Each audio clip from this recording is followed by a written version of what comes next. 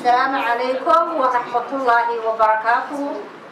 دمان أمة السوماليات مير والبه والجوا والصامية أنت يغرف بذا أنت يمغل دونتا دمان بشوي تبنت الله والصامية أنت يغرف بذا أنت يمغل دونتا دمان بشوي تكسوجي تقول تقدف والصامية أنت يغرف بذا أنت يمغل دونتا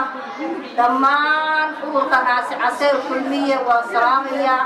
أنت يغرف بذا أنت يمغل دونتا دمان قدرة وضلا كربير إلى عرورة وحوين رجوا قدوميها عمر عثمان سعيد والسلامية أنت رجوا قدوميه كمدي هاي أنت نبغل دونته دمان وحصامية اسم السوماليات نبضون السوماليات أخوي هندا سياسيين تا علماء الدين كادر عصتها ورده هوينك ورده الدليرة هي بحر الصحافة وقيمة ويوفر إلى ذلك. السلام عليكم ورحمة الله وبركاته.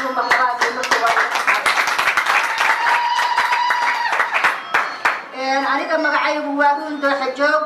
أنت يقرأنا يسه أنت مقشرة فينا وين بيوفر يا مدة الصوماليات يا مدة مسلمين كمان بيدون كجوان وحوي ياد وحاول مهد علينا dadweynaha bulshada waxa weeyaan Puntland oo kala har lahayn oo maanta igu soo dhaweeyay waxa weeyaan Boosaaso anigoo muddo ka maqnaa dalka oo dalka Itoobiya ee deganaa kalgacalkii iyo walaalnimadii iyo bahnimadii la ii muujiyay aad iyo aad baan uga mahad celinayaa mar koowaad iyo mar labaadba waxaan u mahad celinayaa ururka khayriga ah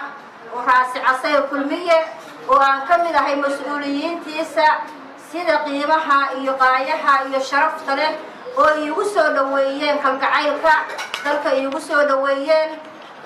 isla markaasna u soo agaasineen xafladan quruxda badan oo ay ka soo wada qayb galeen bulshada qaybaheeda kala duwan aad iyo aad baan uga mahad celinayaa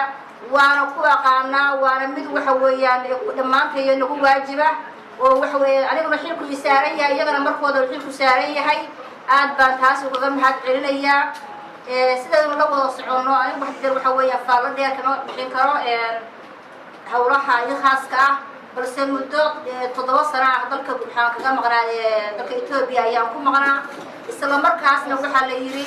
dadkaaga ama ka maqnow oo barkaaho ama la joogo waxa weeyaan qofkaaho kollay dadka iyo dalka aan ka maqnaado laakiin qalbiga waa ku hayay haday noqoto